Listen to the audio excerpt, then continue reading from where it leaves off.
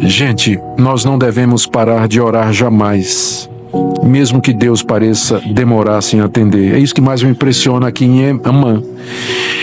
O tempo todo, quanto mais Deus aperta, mais ele ora. Quanto mais o sofrimento vem, mais ele se apega a Deus, mais ele argumenta com Deus. E esse é um dos objetivos do sofrimento, nos fazer orar, nos aproximar de Deus e não lhe afastar dele. Queridos, nós vamos abrir a palavra de Deus no livro dos Salmos, Salmo 88. Nós faremos a leitura de todo o Salmo. Nesse instante, em seguida, faremos a sua exposição.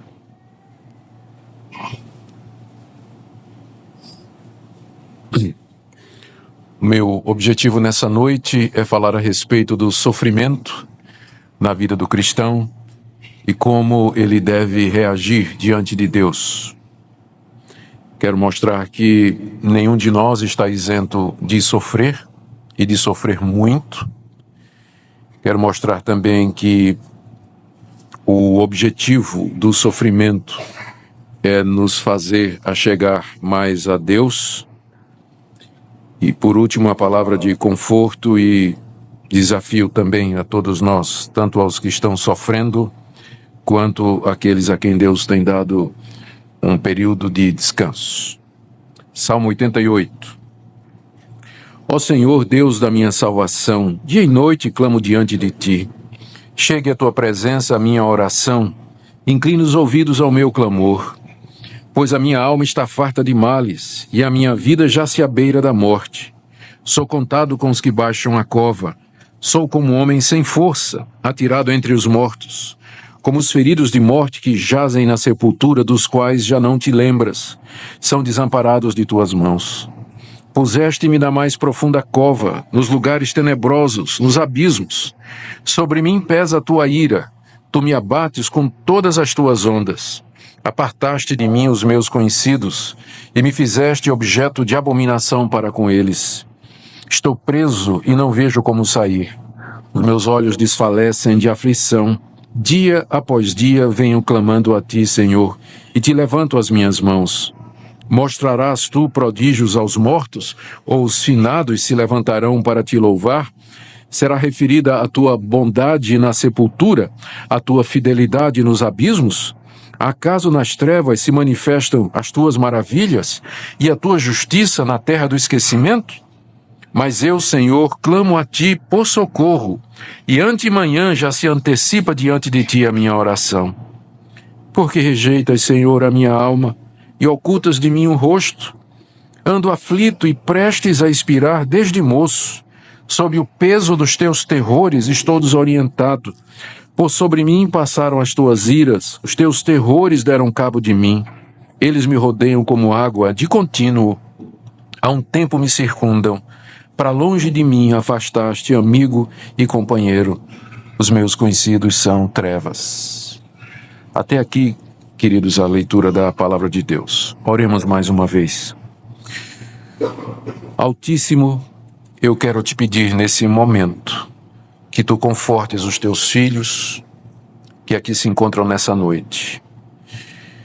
Que essa palavra que foi escrita por um dos teus filhos que muito sofreu, seja usada por ti para consolar os outros que séculos depois também enfrentam sofrimentos. Pedimos que tua palavra nos edifique, nos console, conforte, e eu peço, Senhor, que também tu fales ao coração dos que estão aqui nesta noite e que ainda não te conhecem, que tua palavra fale aos seus corações, em nome de Jesus. Amém. Queridos, nós estamos diante do salmo mais triste de toda a Bíblia. Há vários salmos de lamento na Bíblia. Esse é o nome que nós damos para salmos assim, em que o autor expressa toda a sua dor, sua angústia, seu medo, o sofrimento que ele está passando. São chamados salmos de lamento. E há muitos deles, Davi escreveu vários deles. Esse aqui não foi escrito por Davi. É um salmo que não termina numa nota boa. Se você der uma olhada nos outros salmos de lamento, você vai ver que a sequência é mais ou menos esta. O autor começa se lamentando, ele diz que procura Deus e ele termina numa nota de esperança, dizendo assim: Deus ouviu minha oração, Deus haverá de me consolar, Deus vai me dar uma resposta. Esse salmo aqui não termina assim. A última palavra desse salmo é trevas. Ele termina numa nota de tristeza, de dor, não há expectativa, ele não vê luz no fim do túnel. O salmo todo é uma amostra de alguém que está em agonia diante de Deus durante já muito tempo. E por isso que eu penso que esse salmo está aqui na Bíblia. Ele está para nos mostrar que Deus nunca nos enganou. O cristianismo nunca enganou ninguém. O cristianismo que é apresentado aí e que diz: aceite Cristo, venha para a igreja e todos os seus problemas vão se resolver, é um cristianismo falso. Não é o verdadeiro cristianismo, não é a palavra de Deus. A Bíblia é muito honesta, ela retrata os sofrimentos e as angústias de pessoas que temem a Deus, que aceitaram a Cristo, que caminham com Deus, que creem em Deus, que confiam em Deus, e mesmo assim eles não são poupados de sofrer aqui nesse mundo. Pastores e teólogos que pregam a famosa teologia da prosperidade, que diz que se você sacrificar, contribuir, der o dízimo, fizer sacrifícios e tudo mais, você sempre será abençoado, sempre será atendido por Deus nas necessidades materiais, financeiras e físicas de saúde. Estas pessoas não estão dizendo a verdade. Estão enganando os outros e, via de regra, infelizmente, o objetivo é financeiro. O Senhor Jesus Cristo nunca enganou os seus seguidores. Ele disse: quem quiser vir após mim, dia a dia negue-se a si mesmo, tome a sua cruz e me siga. Ele disse que o caminho que conduz à perdição é um caminho largo, mas o caminho da redenção e da salvação é um caminho estreito que começa por uma porta estreita. Ele nunca iludiu os seus seguidores. É sobre isso que eu quero falar nessa noite. Quando coisas ruins acontecem com pessoas boas, como vocês, ou não? O que pensar quando coisas ruins acontecem com pessoas... Eu vou tirar a expressão boa. O que é que acontece quando coisas ruins vêm sobre pessoas que se dedicaram a Deus, que professam confiar em Deus, que seguem Jesus Cristo? Por que estas coisas acontecem? E qual é o propósito de Deus? Vamos começar lembrando quem foi que escreveu esse salmo. A gente não sabe direito a razão do seu sofrimento, mas nós sabemos alguma coisa sobre ele. Embora essas atribuições, que é o nome que se dá a esses títulos que estão aí sobre os salmos, eles não fazem parte do salmo em si, embora essas atribuições elas não são confiáveis, porque não fazem parte do texto sagrado inspirado, mas elas com frequência nos dão alguma dica. Está dizendo aqui que esse salmo foi composto por um homem chamado Emã, Ezraíta, provavelmente por causa do nome da sua cidade, e diz que ele era dos filhos de Corá. Isso então já nos ajuda a localizar quem era ele. Os filhos de Corá eram uma das famílias da tribo de Levi que servia a Deus no templo. Os coraitas eram basicamente levitas que ministravam o louvor a Deus no templo. Eles eram compositores, instrumentistas e serviam a Deus na área da música, compondo, cantando, louvando a Deus durante o oferecimento dos sacrifícios. Então nós vemos que esse Emã, ele era um daqueles filhos de Corá, era alguém consagrado a Deus, temente a Deus. Diz aqui que é um salmo didático, ou seja, foi algo que ele escreveu para ensinar. Então era alguém maduro o suficiente para entender que a experiência dele poderia ajudar outras pessoas. E ele escreveu o salmo para ajudar outras pessoas, para ensinar outras pessoas que estariam passando pelo mesmo sofrimento que ele passou. Lá no livro dos Reis, no capítulo 4, no verso 31, está dito que o rei Salomão era mais sábio do que todos os homens, mais sábio do que Etã, Ezraíta, e mais sábio do que Emã. Será que esse não é o mesmo homem sábio da época de Salomão? Está dizendo aqui que só tinha uma pessoa mais sábia do que ele, o rei Salomão. Se é o mesmo autor do nosso salmo, nós então temos aqui o quadro completo. Era um homem temente a Deus, que dedicou sua vida ao serviço de Deus, que ministrava a Deus no templo, era um homem sábio, era um homem culto, era um homem respeitado, ele frequentava a corte do rei Salomão, era um dos conselheiros do rei Salomão. Entretanto, a sua vida toda é um sofrimento só, do começo ao fim. Pelo que ele conta aqui no Salmo, ele não fez outra coisa na vida a não ser sofrer. O sofrimento foi a parte que lhe coube aqui nesse mundo. Falando no sofrimento de Emã, nós não sabemos ao certo qual era a causa. Alguns sugerem que foi talvez uma doença, provavelmente a lepra. Porque ele diz aqui no verso 15 que ele está prestes a morrer desde moço. Então ele vivia sob o perigo constante de uma hora dessa morrer. A lepra explica isso, é uma doença degenerativa que vai tirando a força vital, vai destruindo a vida de uma pessoa até que finalmente leva a pessoa. Ele diz também aqui que todos os amigos o abandonaram. Bate com a lepra, porque o leproso era geralmente excluído. Era excluído do convívio social. O problema é que leproso não era admitido no templo. E se ele era um filho de Corá, ele era um levita, um compositor que servia no templo, ele não podia ser leproso. O que então a gente imagina é que ele descreve o seu sofrimento em termos de uma doença. Como, por exemplo, Davi no Salmo 32. No Salmo 32, Davi diz assim: Deus, quando eu calei os meus pecados, envelheceram os meus ossos. A sensação que eu tive, Deus, é de osteoporose, que meus ossos secaram por dentro, enfraqueceram, se tornaram quebradiços, dor. É claro que Davi não tinha essa doença, mas ele descreveu a dor espiritual que ele estava sentindo em termos da dor de uma doença. Então, nosso salmista aqui provavelmente está fazendo isso. Ele descreve o seu sofrimento como alguém que está doente com uma doença que o afasta dos seus amigos, que o torna um objeto de abominação, que faz com que ele sinta dor, se sinta isolado e, mais do que isso, ele sente que Deus está com raiva dele, que Deus está irado com ele, ele não consegue ter tranquilidade no seu coração. Por que isso está acontecendo comigo? Eu queria ver com vocês, então, como ele descreve o seu sofrimento, como ele escreveu esse salmo. O salmo tem 5 partes. Na primeira parte tem uma súplica para que Deus o ouça.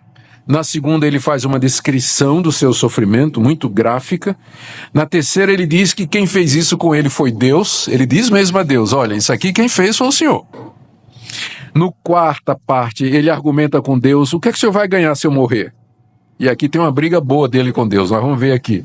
E na quinta parte, ele insiste em orar a Deus, apesar de ele não ter tido resposta até o presente, ele insiste em orar. E depois eu quero tirar algumas conclusões para nós.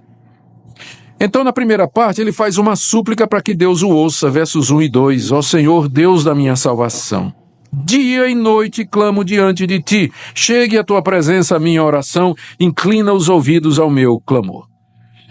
Aqui ele começa dizendo a Deus, aqui ele pede a Deus que Deus o ouça. Ele pede que Deus o ouça, ele chama Deus de o Deus da salvação dele. Ele diz que ele vem clamando dia e noite, ele não faz uma oraçãozinha aqui e depois de uma semana outra oraçãozinha, não. Dia e noite ele está clamando diante de Deus.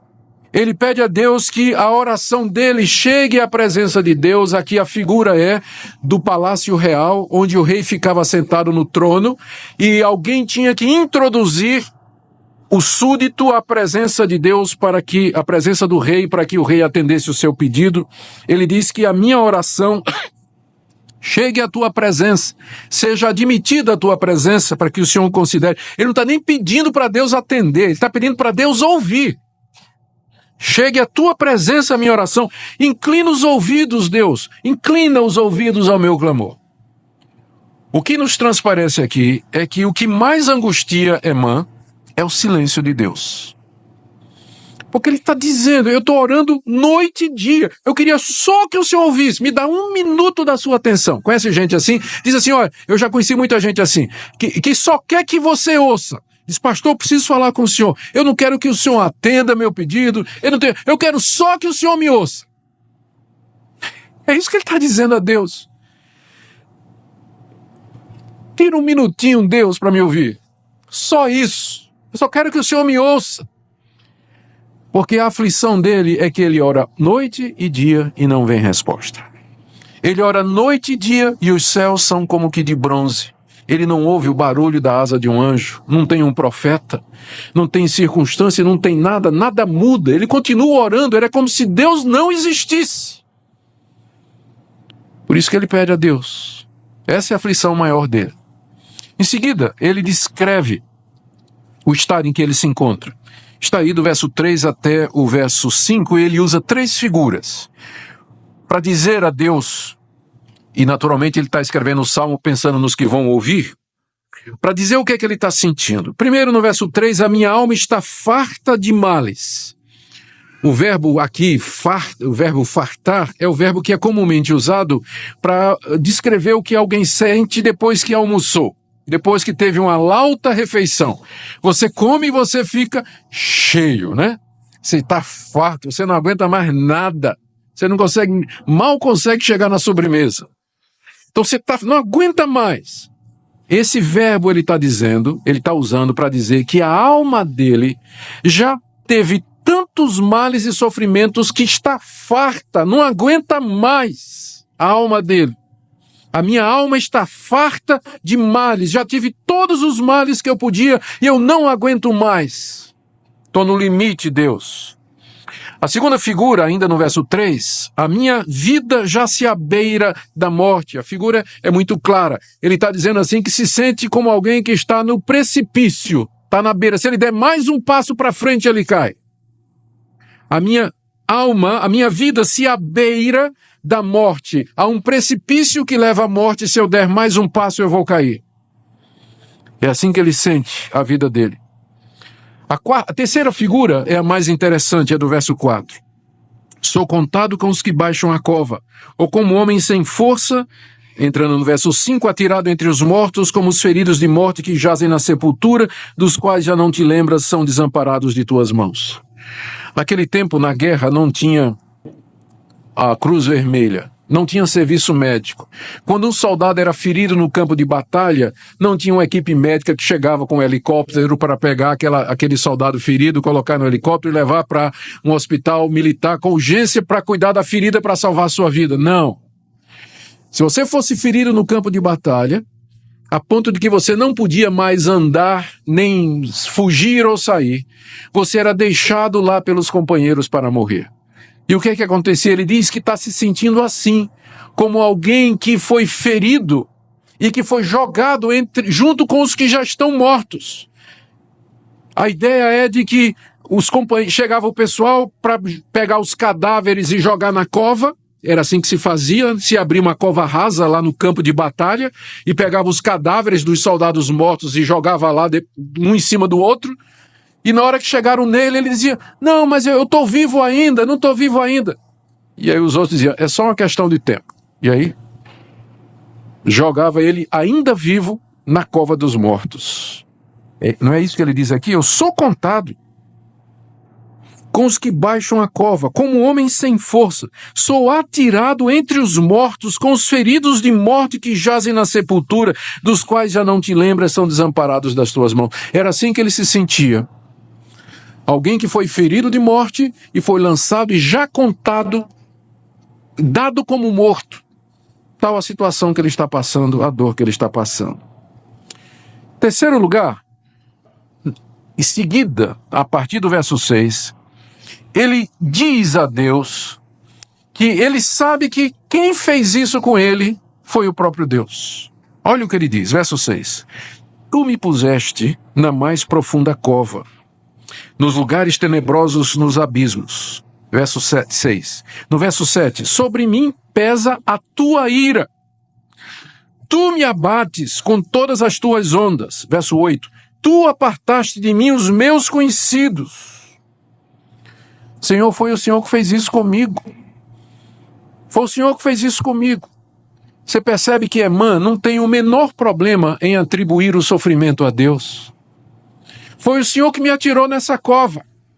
É o Senhor que me deixou aqui nessa situação. É a tua ira que está passando sobre mim. É o Senhor que me abateu. Ele não tem a menor dificuldade em saber que nós recebemos de Deus não somente o bem, mas também o mal. Que da mão de Deus procede bênçãos de prosperidade, de saúde, tempos de prosperidade, de paz e de tranquilidade, mas que da mão do mesmo Deus procede também tempos difíceis, tempos de sofrimento, tempos de provação, tempos de teste, tempos em que Deus nos sonda, que Ele nos coloca em situações difíceis, dolorosas e complicadas para saber o que é que tem no nosso coração, para saber de o que é que nós somos feitos, para testar a pureza e a firmeza da nossa fé, porque é muito fácil ser crente quando tudo está bem. A pergunta é: que tipo de crente você é quando da mão de Deus vem a hora, vem o dia mau, vem a hora da provação, a hora do sofrimento, a tribulação bate à sua porta? Qual é a sua reação? Ele sabe que tudo isso vem de Deus e ele atribui a Deus. Ele não fica como muita gente querendo defender Deus. Não, Deus não faz isso com ninguém, né? Deus não deixa nenhum mal acontecer. Deus não precisa da sua apologética. Você não precisa defender Deus. Ele é o soberano Senhor dos céus e da terra. Ele faz o que Ele quer. Ele não precisa de você para defender Ele. E você não tem que defender Deus não, porque nós sabemos que nada acontece nesse mundo se não for dentro do propósito e dos planos de Deus, que são frequentemente misteriosos e nós não conhecemos deles a metade. Deus sabe o que faz, a gente aqui não sabe o que diz. A gente aqui não sabe o que diz.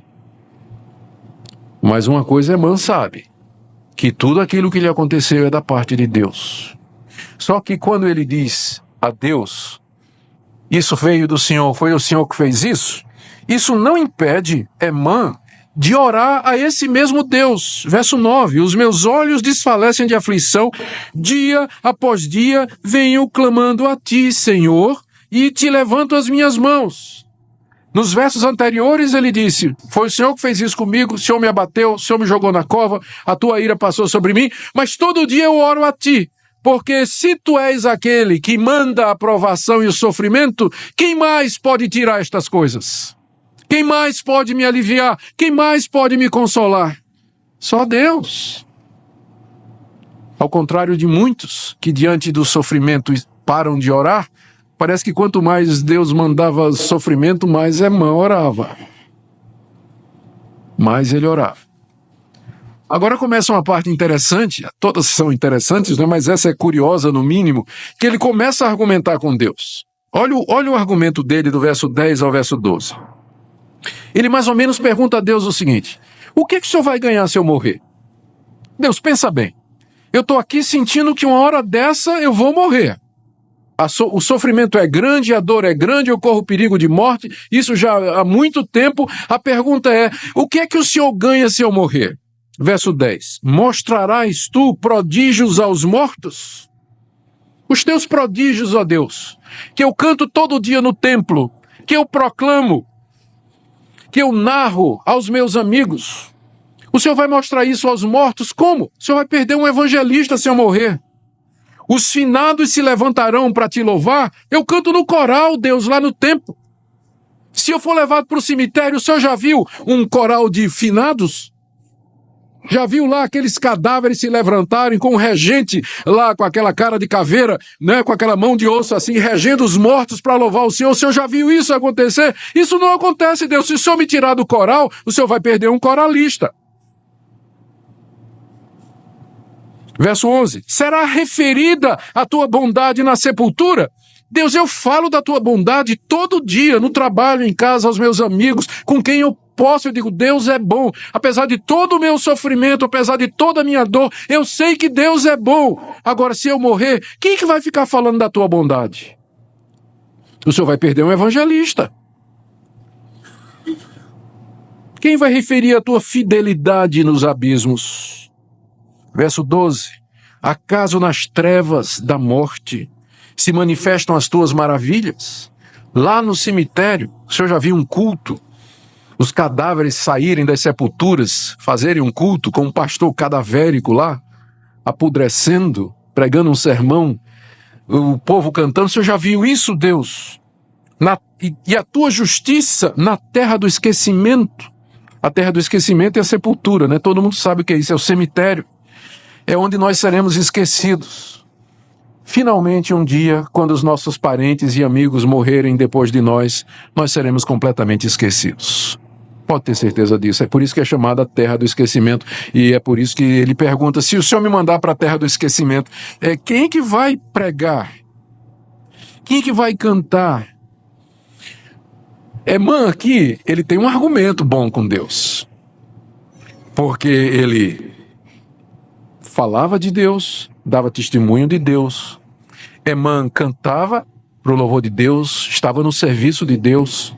Agora eu me pergunto, se fosse você, que argumento você usaria para Deus, dizendo o seguinte: Deus, não me mande para a sepultura, porque o senhor vai perder o quê? Aí Deus provavelmente ia dizer, não vou perder nada, pode ir. Faça essa pergunta. Se você estivesse no lugar de Emã e fosse argumentar com Deus, Deus, 10 razões pelas quais eu não posso morrer agora. Diga uma que convença a Deus. Emã tem várias. Ele podia argumentar. E olhe que ele argumenta assim, pensando na glória de Deus. Eu louvo o teu nome, eu canto o teu nome, eu prego a tua palavra, eu dou testemunho, eu falo da tua bondade. Não vale argumento tipo assim, minha mulher precisa de mim, meu netinho precisa de mim. Eu ainda não acabei de pagar minhas dívidas, eu ainda nem comprei um carro do ano. Não, esse tipo de argumento não vale com Deus. Tem que ser argumento que tem a ver com a glória dele.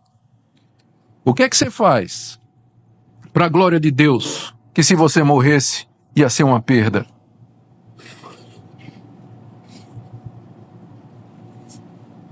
Ele está argumentando com Deus exatamente em cima disso. A última parte do Salmo, ele insiste em orar, apesar de não ter resposta. Veja só, ele diz aqui que ele acorda cedo, verso 13. Mas eu, Senhor, em contraste com os que estão na sepultura, eu clamo a ti por socorro, e antemanhã já se antecipa diante de ti a minha oração. Ele acordava cedinho para orar para Deus. Falando como homem, né? Quando o Senhor acordava, que pegava o celular, tinha o WhatsApp de Emã. Ele abre de mensagem de Emã: Deus, socorro. Isso às 5 da manhã. Né? Então, logo de madrugada, Emã estava de joelhos e clamando, dizendo: Senhor, ouve a minha oração, abre os teus ouvidos, chegue à tua presença o meu clamor. Ele diz no verso 1 que ele clamava noite e dia. Aqui no verso 13 ele diz que clama de madrugada. No verso 9 ele diz que dia após dia ele clamava a Deus. Em seguida ele torna a argumentar com Deus no verso 14. E aqui você tem, eu acho, a maior fonte da angústia de Emã. Por que rejeitas, Senhor, a minha alma e ocultas de mim o teu rosto? Eu acho que nada mais aflige. Eu não sei que tipo de doença ou sofrimento Emã tinha, mas eu acho que nada fazia com que ele mais sofresse de que Deus ocultar o rosto dele. Porque, gente, as coisas podem ficar ruins para nós saúde, dinheiro, finanças, qualquer tipo de perigo. Mas se a gente consegue perceber que Deus está olhando para nós, que o rosto dele está sobre nós, que nós temos a atenção dele, nós conseguimos atravessar qualquer coisa. Mas Emã não estava sentindo o rosto de Deus olhando para ele. Ele pergunta: Deus, por que o Senhor está ocultando o seu rosto? Por que você está ocultando o seu rosto? Os nossos filhos gostam de olhar para o nosso rosto, para sentir segurança, sentir amor. Eles às vezes pegam o rosto da gente e puxam, né? Para a gente olhar para ele quando ele está falando. Ele quer olhar nos olhos da gente, os filhos. As crianças querem olhar nos olhos, querem ouvir a voz, querem ver as expressões do nosso rosto, querem perceber no nosso rosto expressão de alegria, de contentamento, de aprovação, de reprovação. Mas quer ver o rosto, porque o rosto expressa aquilo que nós estamos sentindo. E Emã queria ver o rosto de Deus. Senhor, o que o Senhor está sentindo nessa hora? O Senhor está me aprovando, está me reprovando? O Senhor está sentindo alegria em mim? O Senhor está triste comigo? Mas ele não conseguia. Deus estava ocultando o rosto de Emã. Por que ocultas? E aqui a gente percebe uma coisa desse salmo que é diferente de outros. Em outros salmos de lamento, o lamento é por causa de pecados que foram cometidos. Você encontra Davi dizendo que está sofrendo porque quebrou a lei do Senhor, desobedeceu a Deus, traspassou os seus mandamentos e agora ele está sofrendo. Ele pede perdão, Deus perdoa, o salmo termina numa nota de restauração. Mas você notou, Emã não tem consciência de pecado. Em nenhum momento ele diz: Senhor, eu estou me sentindo culpado porque eu quebrei a tua lei. Emã não sabe por que Deus está fazendo isso com ele. Emã não sabe por que esse sofrimento demorado que não passa, dor após dor, sofrimento após sofrimento, ele não sabe. Por que o Senhor está ocultando o rosto? O que é que eu fiz? O que nos ensina que o sofrimento nem sempre é resultado de um pecado que nós cometemos. Pessoas justas, boas e retas diante de Deus podem passar por longos períodos de sofrimento, sem que isso seja o resultado do castigo de Deus ou da ira de Deus porque estas pessoas o desobedeceram, o afrontaram ou desagradaram. Emã nem sabe por que Deus está ocultando o seu rosto dele. Por que ocultas o teu rosto? Por que o Senhor não me ouve? Por que rejeitas a minha alma? Nos versos finais, ele repete as angústias que ele já tinha narrado. E eu vou ver brevemente com vocês. No verso 15 ele diz que desde a mocidade ele vem sofrendo. Ainda no verso 15 ele diz que está desorientado. Ando aflito, prestes a expirar desde moço. Sob o peso dos teus terrores eu estou desorientado. Eu não sei o que fazer. Eu não sei para onde correr. É assim que eu estou me sentindo. No verso 16 ele fala do terror e da ira de Deus. Por sobre mim passaram as tuas iras e os teus terrores deram cabo de mim. Ele se sentia aterrorizado, com medo. O verso 17, ele compara a situação dele a alguém que está se afogando no mar da ira de Deus. Os teus terrores me rodeiam como água de contínuo, há um tempo me circundam. Ele sente como alguém que vai se afogando e afundando no mar da ira de Deus.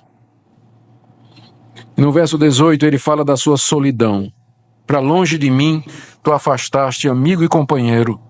Os meus conhecidos são apenas as trevas. Eu não tenho um ombro onde chorar. Não tenho um amigo que ore por mim. Não tem ninguém que me traga uma palavra de consolo. O único companheiro que eu tenho são as trevas, a escuridão, a desorientação. Vocês estão entendendo por que esse é o salmo mais triste da Bíblia? Ele não tem saída. E o que é que ele nos ensina? Eu quero tirar algumas lições para nós. Esse salmo nos ensina, em primeiro lugar, que mesmo as pessoas mais santas, piedosas e fiéis, elas passam por momento de profunda melancolia espiritual. O profeta Elias teve um dia que ele pediu a Deus para morrer. Os salmos de Davi de lamento são muitos, em que Davi retrata situações de sofrimento, de dor e de angústia. O livro de Jó nos narra a história de um homem justo diante de Deus, que no mesmo dia perdeu seus filhos, perdeu seus bens, perdeu os meios de vida. No Salmo 90, Moisés lamenta toda a dor e sofrimento que ele passou na sua vida. O apóstolo Paulo, na segunda carta aos Coríntios, tem 3 listas de sofrimentos pelas quais ele passa, que vai do chicotear até passar a noite nu e com frio sem ter onde dormir. Na história da igreja, Charles Spurgeon, um dos maiores pregadores, sofria de depressão profunda a vida toda. Teve uma vez que os diáconos tiveram que ir em casa trazê-lo para pregar no domingo, porque ele não conseguia, não queria, tal a depressão e a tristeza que invadia sua alma. William Cowper, um dos poetas ingleses, compositores ingleses, puritanos mais conhecidos, que nos deu tantos hinos, William Cowper sofria de angústia e melancolia desde a mocidade. A vida toda ele diz que nunca conheceu um único momento de paz. Sabe o que é isso? Eu nunca conheci um único momento de paz na minha vida. John Bunyan, que escreveu O Peregrino. David Brainerd, um dos primeiros missionários americanos aos índios, morreu antes dos 30 anos, tuberculoso, nos deixou um livro de memórias dos tempos em que ele estava evangelizando no mato os índios e as angústias e os sofrimentos que ele passava diante de Deus. Todos eles falam da sensação de abandono, de se sentir abandonados por Deus. Todos eles falam de orações sem resposta. Todos eles falam do silêncio de Deus no meio do sofrimento. Todos eles falam da sensação da ira de Deus sobre eles. Todos eles falam da falta de conforto terreno, de falta de cura, falta de saúde, de segurança financeira, desânimo, tristeza, falta de propósito. A pergunta é: por que você acha que você está isento disso? Se homens melhores do que eu e de que você passaram por isso e passam por isso. O sofrimento é uma realidade muito presente na existência humana, ela está ao nosso redor. Eu sei que nessa noite há gente aqui que está sofrendo e muito. Alguns há bastante tempo, outros mais recentemente, e eu não conheço, não estou me referindo a nenhum caso em particular. Eu tenho 99% de chance de que eu estou errado nessa noite. Desculpa, certo. Eu queria estar errado nessa noite. Mas a experiência humana e a palavra de Deus me diz isso aqui. As chances de errar nisso aqui são poucas. É isso que o Salmo nos ensina. Esse Salmo também é uma resposta a um argumento que os ateus usam. É chamado o argumento da teodiceia, ou o argumento do problema do mal. Se existe um Deus que é bom e todo-poderoso, por que é que o mal existe? Porque se o mal e o sofrimento existem, ou ele não é todo-poderoso, porque ele não consegue acabar com isso, ou ele não é bom, porque ele tem desejo, ou ele tem prazer em ver as pessoas sofrer. A nossa resposta é que ele é bom, ele é todo-poderoso, e ele é justo, e ele é sábio, e ele permite o sofrimento por razões, outras que a sua imaginação não pode conceber. E algumas dessas razões são mencionadas aqui, nós podemos tirar do Salmo. Por que é que um Deus bom permite que essas coisas aconteçam? Queridos, essa segunda lição que nós queremos tirar aqui é que esses períodos podem durar pouco ou a vida toda. Eu soube da história de uma moça que queria casar, mas aos 15 anos a sua mãe teve uma doença degenerativa. Ela cuidou da sua mãe até aos 50 anos de idade. Ela renunciou à escola, renunciou ao casamento, era de situação pobre e ela teve que cuidar da sua mãe. A doença da sua mãe exigia cuidados imediatos, alguém que estivesse presente. Essa moça passou a vida toda cuidando da sua mãe. Renunciou a tudo mais quando ela tinha 50 anos, que a sua mãe faleceu. Ela disse: agora eu posso casar. Mas passou a vida toda. Tem pessoas com filhos problemáticos, pais que têm filhos com deficiências, há doenças crônicas e degenerativas, há pessoas que sofrem em relacionamentos, que levam um fardo de filhos rebeldes a vida toda e que são a fonte de sofrimento e dor. São muitas situações. A pergunta é por que Deus permite esse tipo de coisa? E algumas lições podem ser tiradas para nós aqui. A primeira é para nos ensinar que nós ainda não estamos no céu. Para nos ensinar que aqui é um vale de lágrimas, que o mundo está marcado pelo pecado. Deus deseja nos mostrar os terríveis estragos que o pecado trouxe à raça humana. Que embora o sofrimento nem sempre seja resultado de um pecado específico, mas ele é resultado do pecado que afetou a raça humana, quando Deus disse a Adão lá no jardim do Éden: maldita é a terra por tua causa, em sofrimento tu comerás dela todos os dias da tua vida. Vivemos numa terra amaldiçoada, vivemos num mundo, num cosmos que geme debaixo da escravidão do pecado, da desordem que o pecado trouxe ao cosmos. E Deus deseja, quando permite que o sofrimento bata na nossa porta, Ele quer que nós nos lembremos disso, para que você anseie o novo céu e a nova terra, para que você deseje a vida eterna, para que você diga: miserável homem que sou, quem me livrará do corpo dessa morte? Para que você anseie pela vinda de Cristo, para que você olhe para a vida eterna. E eu aqui estou longe de concordar com a acusação dos marxistas, ou com a acusação de Karl Marx, que escreveu Capital, o pai do comunismo, ou um dos líderes do comunismo, que disse que a religião é o ópio do povo, porque a religião ensina isso que eu estou ensinando. Diz ele que a nossa esperança é futura, portanto vamos deixar o mundo ao diabo, não vamos cuidar da política, não vamos cuidar da economia, não vamos nos preocupar com nada, porque tudo isso aqui não presta mesmo, vamos olhar para frente. E Karl Marx, ele dizia: os cristãos, a igreja é responsável pela inércia do povo. O povo não se movimenta para mudar a realidade aqui. Eu creio que ele estava se referindo a um tipo de cristianismo que não é o cristianismo bíblico. Porque a nossa esperança, queridos, é a vida eterna. É o novo céu e a nova terra onde habita a justiça. É a nova realidade que Deus vai nos dar. Essa é a nossa esperança. Mas enquanto nós estamos nesse vale da sombra da morte, nós praticamos boas obras, nós fazemos o bem ao próximo, preguei sobre isso hoje de manhã, nós respeitamos as autoridades, nós lutamos pela verdade e pela justiça, mas nós sabemos que aqui nesse mundo é uma utopia pensar que uma mudança de governo, que a ONU, que os países poderosos vão dar um jeito nesse mundo. Eles não vão. Nossa esperança está em Deus e na mudança que Ele vai trazer na vinda de Jesus Cristo. O sofrimento existe para nos ensinar isso, senão a gente pensaria que o céu é aqui.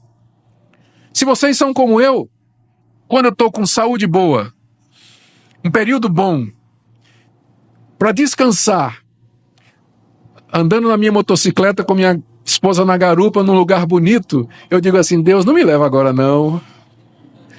É tão bom aqui, tá tão gostoso. Se vocês são parecidos comigo, eu acho que vocês podem identificar momentos em que vocês diziam assim: ah, eu queria que Jesus não viesse hoje. Que tá tão bom aqui, não é? Então, se Deus nos abençoasse o tempo todo, ninguém ia querer ir embora do planeta Terra. Por isso que o sofrimento vem. A dor bate a porta. E Deus alterna esses momentos de conforto para que não torne que a vida não se torne insuportável. Mas o objetivo do sofrimento é esse mesmo, nos fazer almejar pela vida eterna e pelo céu que Deus prometeu. Terceira lição que eu quero tirar aqui é que nada angustia mais o Filho de Deus do que se sentir abandonado por Ele. Tudo mais pode faltar, menos isso. E essa era a maior queixa de Emã. Eu não sei se esse é o seu caso, mas aqui está um bom teste da sua espiritualidade. O que é que lhe aflige mais? Qual tipo de sofrimento que mais lhe abate? Porque se você está em comunhão com Deus, se você está bem com Deus, você sente o rosto de Deus sorrindo para você, Você passa pela doença, você passa pela falta de recursos, você passa pelo problema na empresa, pela perda do emprego, por inimigos, por bullying, gente que fique incomodando sua vida, vizinho barulhento, enfim, você pode imaginar o que você quiser. Mas se você sente que o rosto de Deus brilha sobre você, você atravessa tudo isso. Mas quando você não tem essa consciência, quando parece o céu está fechado, as nuvens escuras estão fechando a comunicação com Deus, se fosse possível. O que mais me aflige nessa vida é exatamente sentir ou perder contato ou comunhão com Deus. Eu estou referindo à sensação de, porque eu sei que Ele não me abandona, mas eu quero sentir isso, eu quero experimentar isso todo dia, eu quero andar nessa dependência todo dia, porque se eu estou assim, pode vir o que vier. Nada mais aflige o crente. E aí eu pergunto, como é que você consegue passar dia após dia sem abrir a sua Bíblia, sem ouvir a voz de Deus, sem gastar tempo em oração? Como é que você consegue atravessar seu dia sem depositar sua alma aos pés dele em oração, súplica? Nada mais nos aflige. Estou chegando no fim, gente. Eu sei que um dos sofrimentos é um sermão longo, mas vamos ter paciência. Quarta lição. Vocês sabem que esse tipo de sermão é o sermão espada, né? É comprido e chato. Então, é o sermão espada. Mas o sermão espada agora, 4 pontos dele, o quarto. Gente, nós não devemos parar de orar jamais, mesmo que Deus pareça demorar em atender. É isso que mais me impressiona aqui em Amã. O tempo todo, quanto mais Deus aperta, mais ele ora. Quanto mais o sofrimento vem, mais ele se apega a Deus, mais ele argumenta com Deus. E esse é um dos objetivos do sofrimento, nos fazer orar, nos aproximar de Deus e não de afastar dele. E última lição que eu quero tirar aqui. Embora esse salmo seja um salmo em que Emã descreve sua própria situação, eu creio que esse salmo é uma descrição dos sofrimentos de Cristo Jesus. Veja como esse salmo se aplica a ele. Ele sofreu sua vida toda, Jesus Cristo. Sofreu sua vida toda, rejeitado dos homens, traído pelos seus, negado por outros, sofreu oposição dos fariseus, dos líderes religiosos, morreu morte de cruz. Lá no Getsemane, momentos antes de ser entregue à morte, ele sentiu o abandono de Deus, a ponto de dizer assim, como Emã, orar e dizer, meu pai, se é possível, passa de mim esse cálice. Orou 3 vezes e Deus não lhe deu resposta. Ou a resposta foi não. Lá no Getsemane. E na cruz ele gritou, Deus meu, por que me desamparastes? É o mesmo sofrimento desse homem aqui. Os sofrimentos de Emã prefiguram o sofrimento de Cristo. A diferença é que o sofrimento de Cristo foi vicário. Ele foi substitutivo.